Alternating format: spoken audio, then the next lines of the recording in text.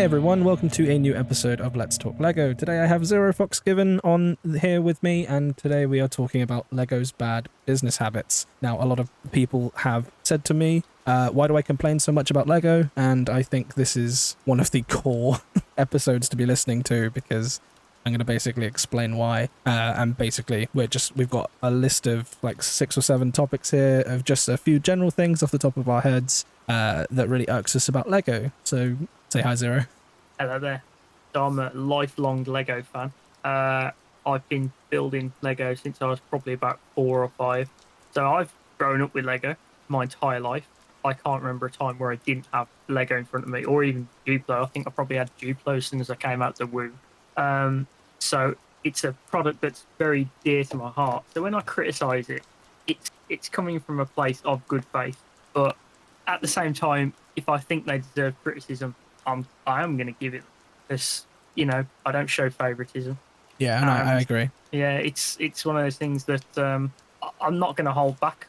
Completely agree. Just want to throw out there though, if you're listening on Spotify, hello. If you're listening after the fact on Spotify, yes, the show is on Spotify now. Comes out every Saturday on Spotify. So hello to the people listening there. And if you're listening on Discord Live, which we now do, that's a thing. Hello to all the Discord people. Obviously, they get a little early look at the episode that's going to be coming out on Wednesday. So if you feel like coming and joining and listening live, go ahead into the description below and join the Discord. Obviously, we're going to be getting into this now. So Zero, where do you want to begin? So the first one that really sort of brought my attention to just LEGO completely botching something was, like many people, the infamous V22 Technic Osprey. This set tilted me, unlike its tilt-axis rotors. Nice. And it just utterly, it was such a bodged launch and then sort of redaction. And the fact that you can still buy it on the market from third-party sellers kind of shows how bad they botched it. Yeah, I think you want to give them a rundown, or shall I, of what happened, in case you're not up to date on what happened with the Osprey? Well, I mean, it was one of those things where I wasn't really caught up with it. I just saw it in the back of a magazine, and I was like, I need to see more into this, and looked into it and found out, next thing I found out, it was cancelled. This was before I managed to find anything to do with sort of LEGO. I was into it, but not a massive avid collector of it, and I saw it and was like, oh, this looks good, and then next thing I knew it was cancelled, but I don't know the full ins and outs. Yeah, I mean, Technic's probably one of the 3 themes that I actually like to get. So when I saw I just literally on the LEGO website, I saw it was there, and I was like, oh, right, let's have a look through what else was coming out in the same wave. There's only 4 sets or 3 sets. So I saw this one, I was like, that's the one I'm going to get. So I was like, yeah, I'll get that. And then a couple of days or weeks later, I found out that it was cancelled, and I was like, oh man, why? And then that's when I found out like the whole story. So the long and short of it is that LEGO had designed it, marketed it, put it out on their store, produced it, sent it to distributors, and in that time, when it got to distributors, decided to cancel it. Now, naturally, the people who had it that were distributors, and famously the people who were in New Zealand had got it first somehow, they decided, to be honest, I would have done the same thing, not to send them back to LEGO, because they would only have got their money back, whereas if they sold them, they could sell them for double the price and make even more money, because it had just been cancelled. And so LEGO cancelled the set, and there was loads of them on the market. Well, not loads of them. There was a lot to be gotten, but you could only get them if you're willing to pay like £300-400 plus. I mean, the prices were going up to £1,000 at one point. Yeah, I think you mean a lot of them on the aftermarket kind of thing. Yeah, sorry, a lot of them on the aftermarket. They're all third-party sellers.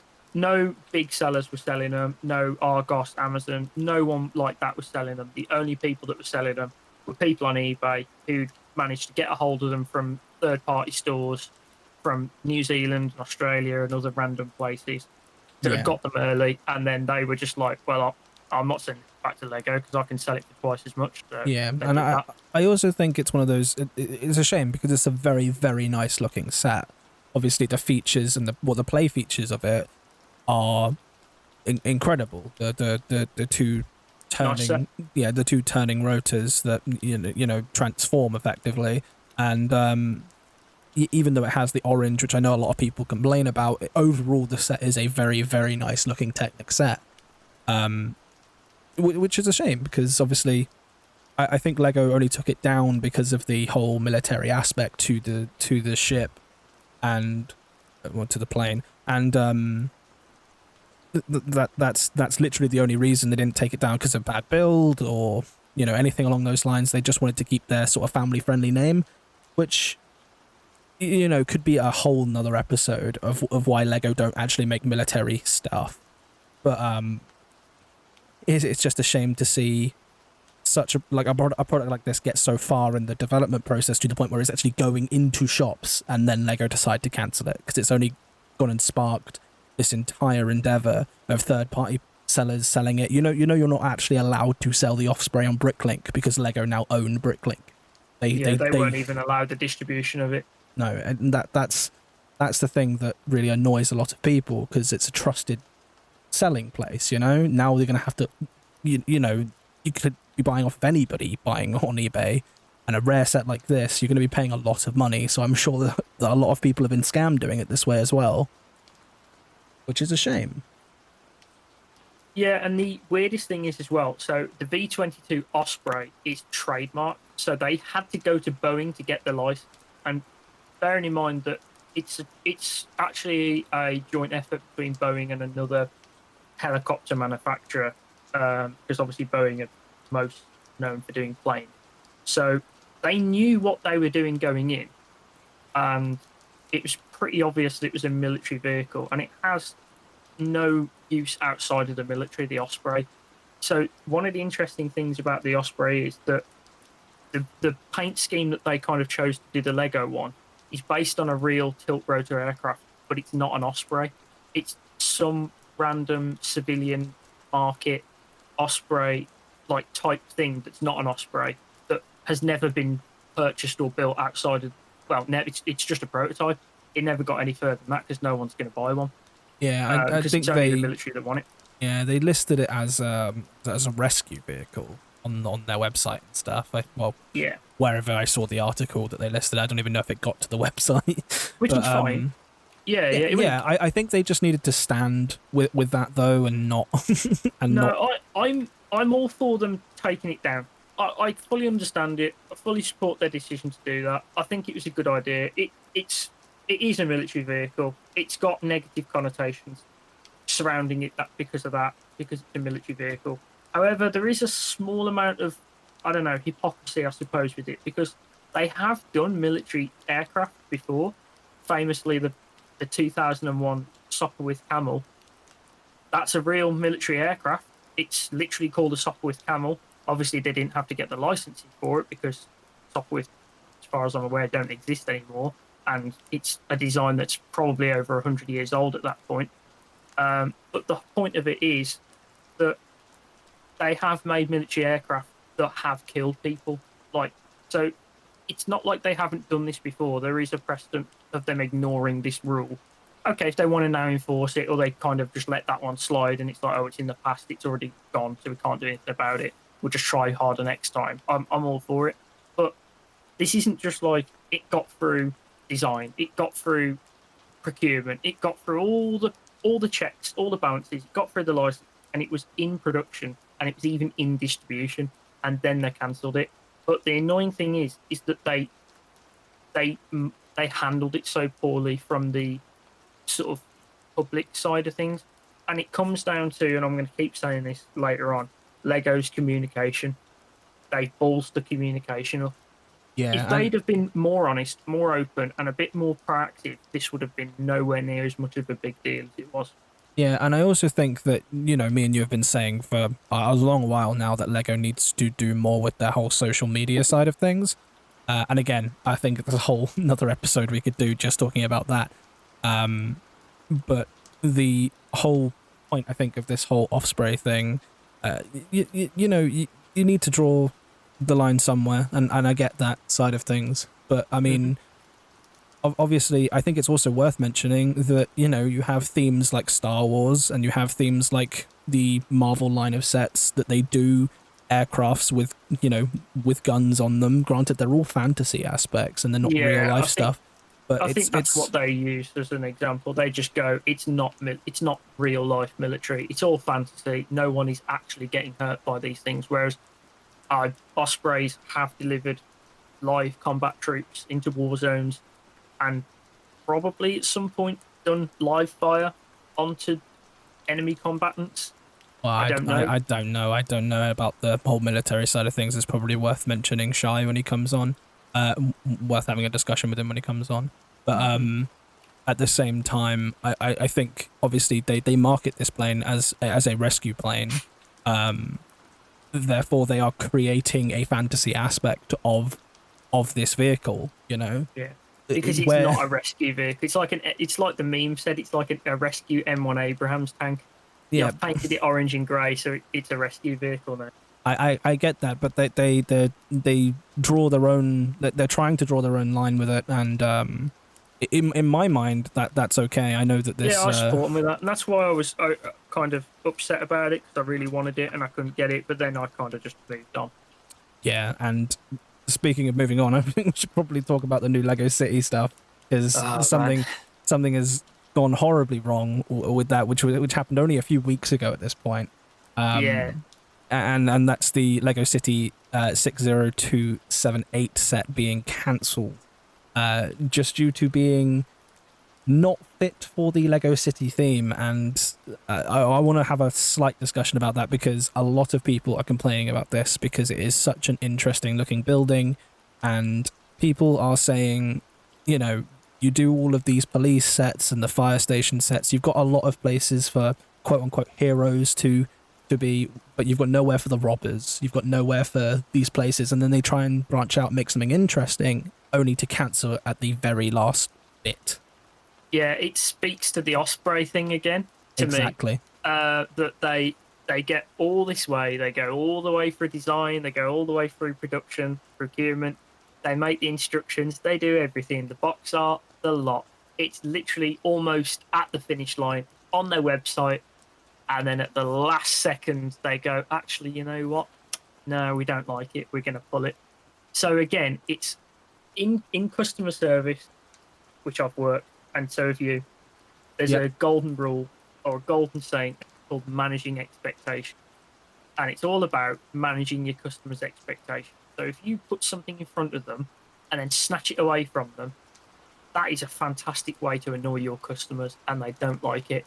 And that's twice in less than a couple of years that Lego have done it, and it seems like they haven't learned from their mistakes. Like, they need to take a better look at stuff before they release it to the public, because once it's in the public domain, there's an expectation that customers can have it. And I don't mean leaks, I mean Lego officially launching stuff, which they have, and it's what they did with those two sets. Yeah, I was going to say, it's strange how, situations like this can get so far down the development process, like, and then to be pulled at the last minute. Like, there's got to be somebody inside Lego going, why are we doing this to ourselves? Yeah, it makes them look incompetent as well, because it makes it look like they've got, I don't know who is the person who decides to cancel it, and why are they only finding out when it's going to market? Like, and this isn't the first time it's happened. Like I said, this is now the second. So did they not put the checks and balances in place after the Osprey, or did they just not do anything about it? Because it kind of feels, after watching them do another Osprey, that they never took any of this to heart, and they never learned, and they've made no changes. Because the worst thing you can do whenever you have a cock-up is not examine how you had that cock-up in the first place and try and fix it. I feel that they could have definitely learned from it, but just chose not to. Well, exactly, and now they've, not learning from it, they've gone and done it again with a whole another, with a whole entirely different theme, and not only has it annoyed everybody again, but it's also, it creates unnecessary bad publicity for Lego themselves. Yeah, I mean, we're talking about it. Exactly. Like this whole episode is based on bad business decisions from Lego, and we wouldn't need to have this conversation if Lego didn't make bad business decisions. Yeah. And it annoys me because it's such a well-designed looking Lego set, especially It was nice. for the city line, which, if you ask me, has been getting worse and worse since 2015. Yeah, I agree with you on that one. I used to have some city sets and they were pretty good, but these new ones, they're not doing it for me, to be honest. Well, I mean, the way that I see City going is more expensive with less of the piece count and less interesting minifigures. I think more people are actually buying CMF series for their City minifigures now than actually buying City sets. Yeah, I agree, and that's the saddest part, is because I understand that me and you are not the demographic for City, so I get that. However, I can easily put myself in the mind of a child and go, yeah, that looks cool, I would have bought that. I can easily go back in time and look at what I would have got myself or bought for myself or had bought for me at City set, and a lot of them I just wouldn't get nowadays because they're just not that great.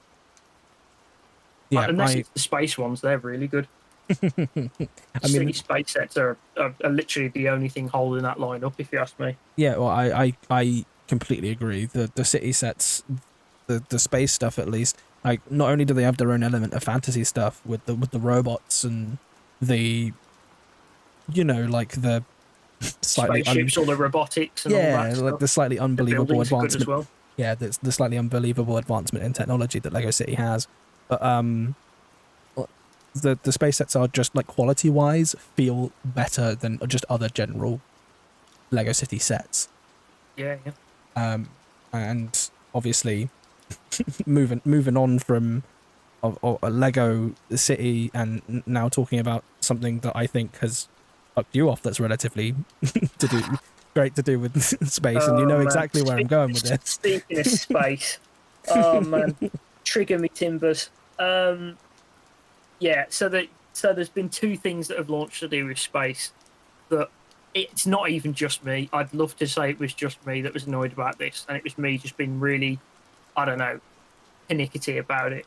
But it's not just me. It's everyone's been annoyed with it, and it's the Ulysses space probe and the coin, the space coin. Both of these were VIP point program redeem things that you did, and both of them have just been terrible. Not in terms of the product that you get. When people get them, they're happy. The problem is people aren't getting them. So, you want to go into that further? Yeah, well, I mean, I think it's a good thing to have certain rarer items from Lego. I definitely think that having things like rare coins and having things like rare sets are not a bad thing. The only thing that annoys me is they seem to only stock so much, and they don't give enough information on Lego's VIP program's website to actually tell you how many things they actually have. People assume that these things are in very limited run because they sell out within 7 or 8 minutes sometimes.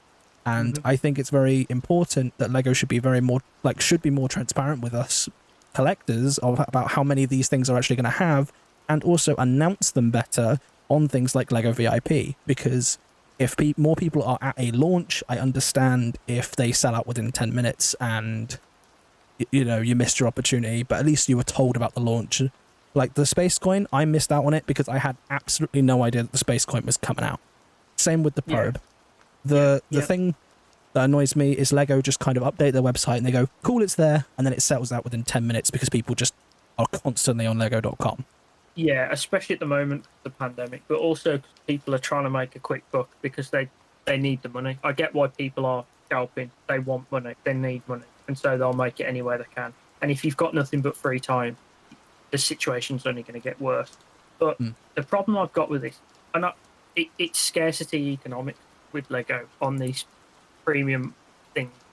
They're artificially making them rare by not producing many of them and botching the launch, maybe intentionally, as a way to sort of go, oh, look, they're scarce and people are rare and collecting them and they're valuable.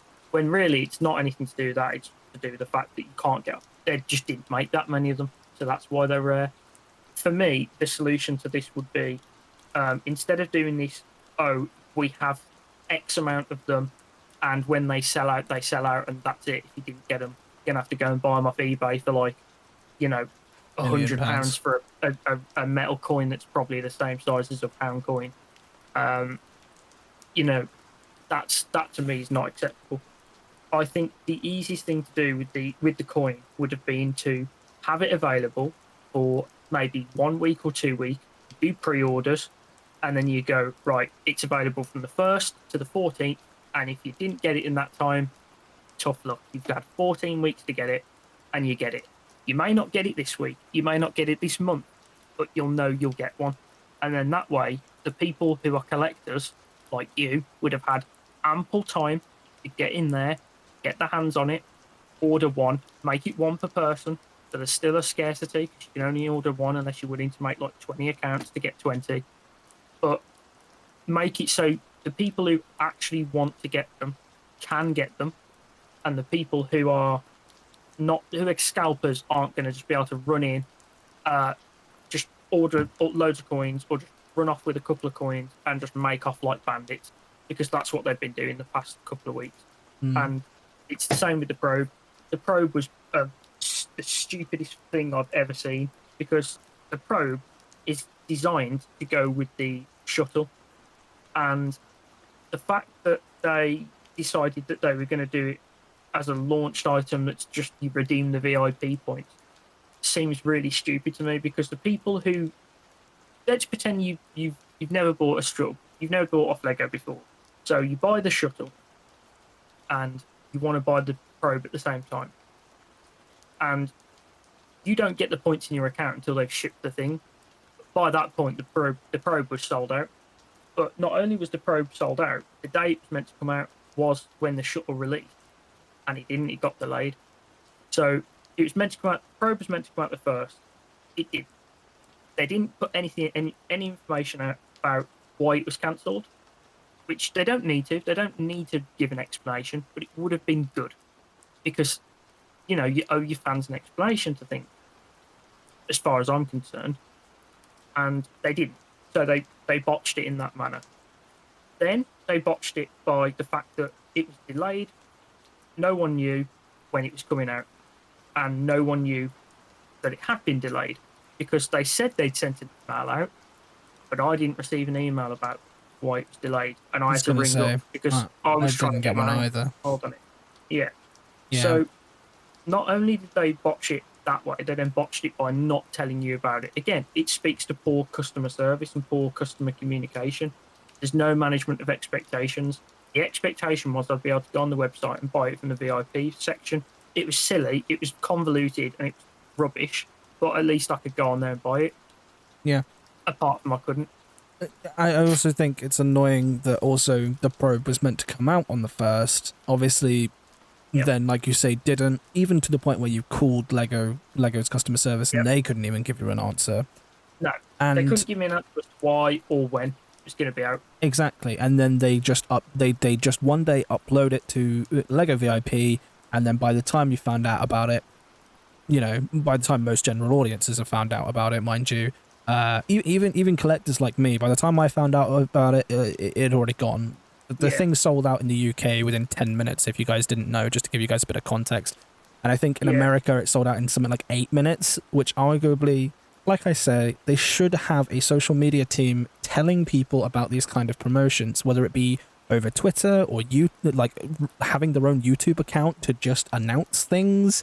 Lego don't do any of that sort of stuff. They occasionally put out a tweet about new sets coming out, like they did that WandaVision, or what we all think to be WandaVision leak the other day with the glitchy Lego cube. But it's very, very annoying that Lego don't have their own dedicated social media team that will effectively give us all updates about when things are appearing on Lego VIP, when things are delayed, why, being able to answer frequently asked questions that we all have.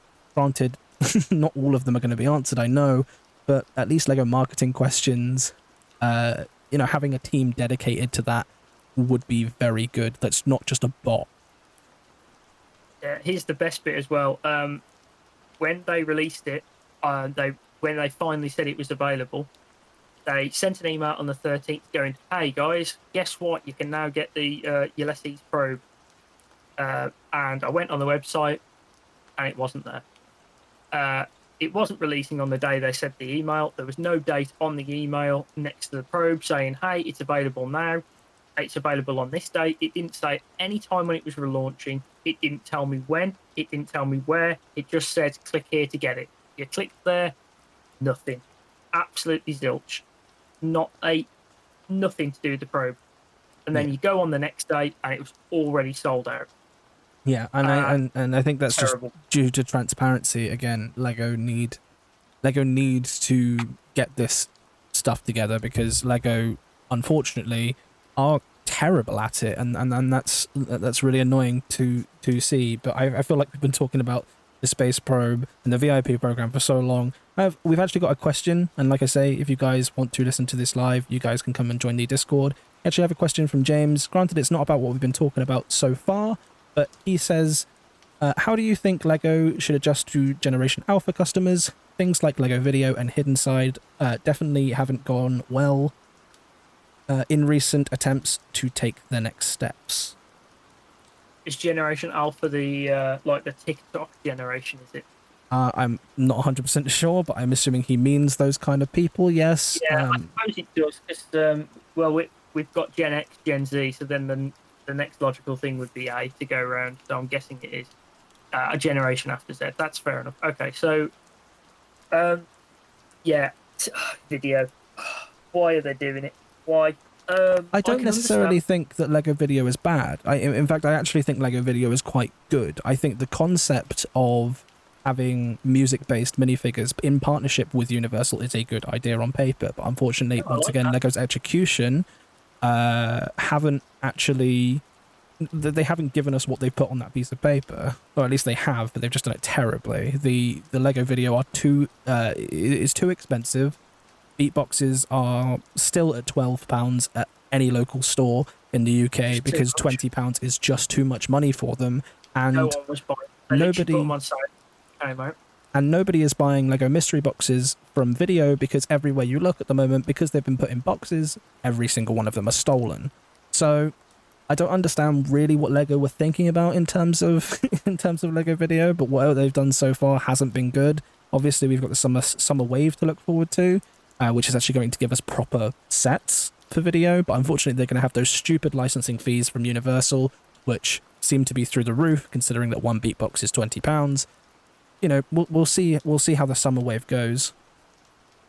I genuinely don't know what they're doing with Video. I mean, I can understand that they want to do some sort of augmented reality thing, and they want to try and capture the generation that's on their phones all the time, but it really speaks to sort of how out of touch Lego, in my opinion, are, because every time they try and do something for this generation, they just slap phones all over the boxes, and it's like, that's not what kids are. That's like some weird parody of what kids today are. They're not just kids that are stuck on their phone all the time, and it's kind of demeaning that Lego sort of think that of their audience, and especially of their audience that is buying Lego. The kids that are on their phones all the time aren't buying Lego, so I kind of don't see why they're trying to market to a market that's sort of already elected themselves out of Lego's demographic. Stop pandering to the demographics that you don't have and never will have Lego, and maybe pander to the audiences that you do, or perhaps are going to lose, or might have a chance of getting, because the generation you're pushing at and the audience you're pushing at, you're not going to get them with this. Not a chance. I mean, I slightly disagree there. I think that there is obviously an opportunity for, you know, kids who are glued to their phones to like Lego as well. But the problem I have with Lego Video, especially, is one, like you say, the box art and slapping phones over everything. I think that is a detriment to all of Lego's AR stuff. It happened with Hidden Side. It's now happening with Video. You know, what happened to Hidden Side will eventually happen to Video for the exact same reason. I also think that the app is terrible. Oh god, yeah, it doesn't work. If you're lucky enough to be able to download it on your phone, because loads of people who've got normal phones, normal Android phones, even just Android phones that are like a year or two old, won't even download it, won't even work on it. And if you do manage to get it to work on it, it's buggy, it's slow, it crashes.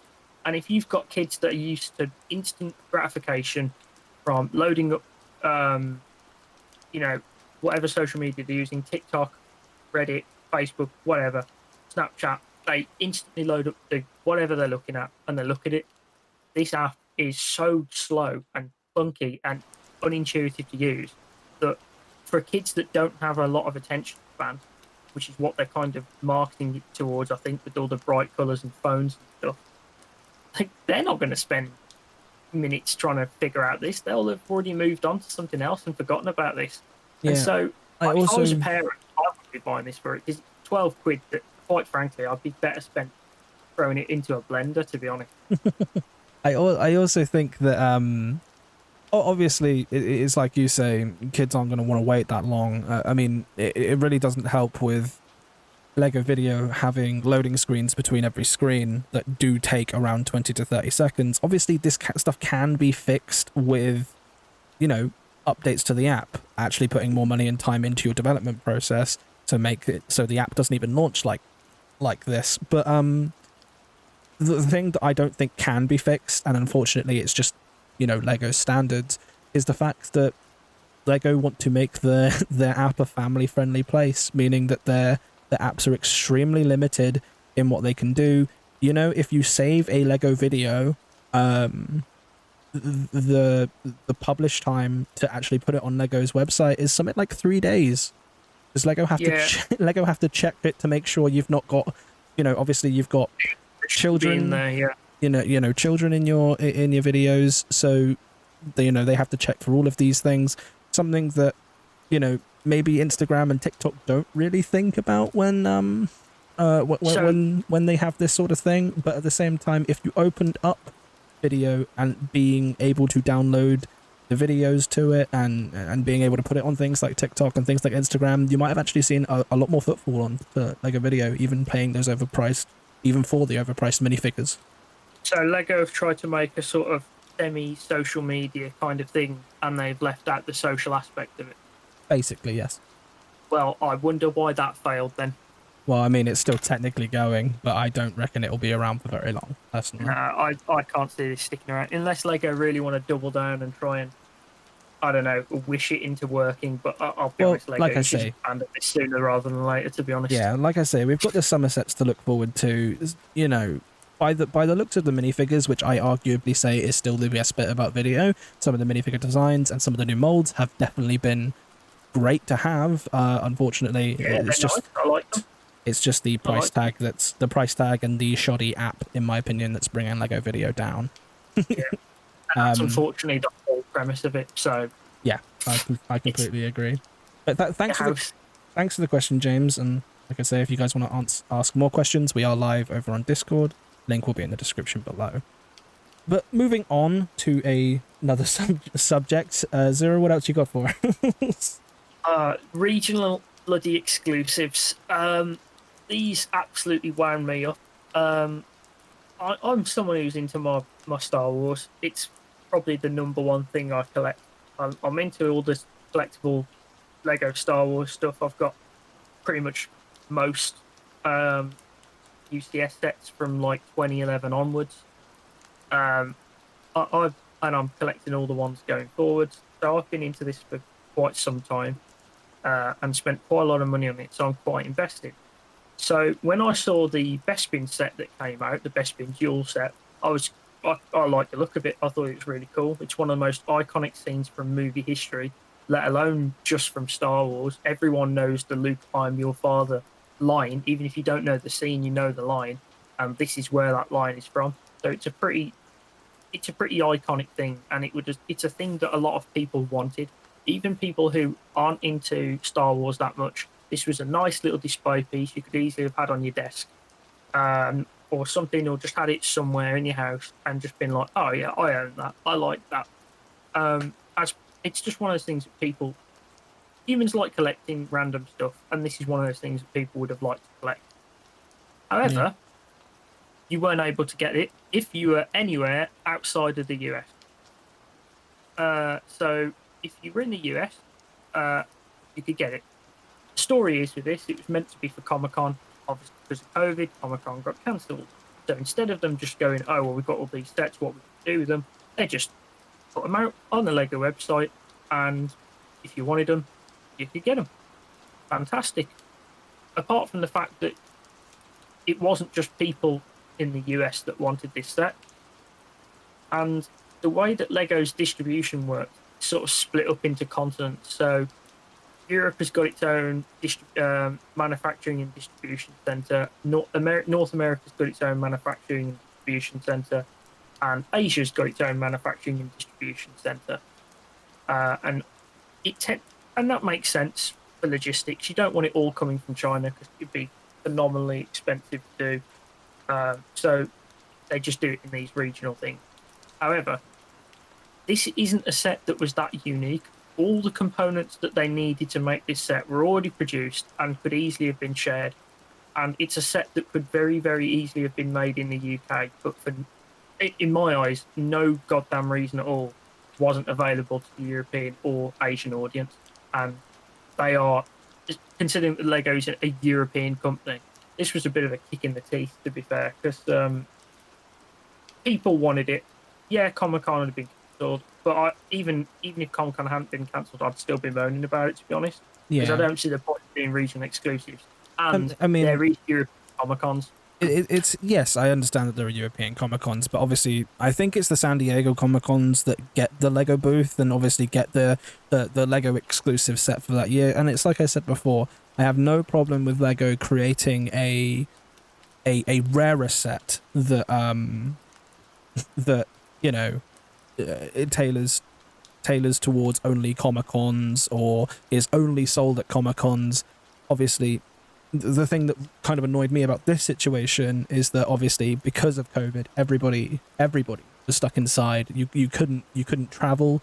You weren't allowed to go to any of these places. And obviously the most common excuse, the most common reasoning I see people give is like, oh, it's a Comic-Con exclusive, you wouldn't have been able to get the set anyway because you live in Europe. But like I always use the argument, well, yes, but I could have if I was going to Comic-Con. Obviously, I live in Europe, but if I wanted to, and if I wanted to go to San Diego Comic-Con, which I know a lot of Europeans do because it's a very, very big event. If you wanted to go to Comic-Con, they could have gone to Comic-Con and purchased this set. Because of COVID, nobody from Europe can leave Europe to go to America to have the opportunity to buy this set. And that was... And it wasn't. Anyway.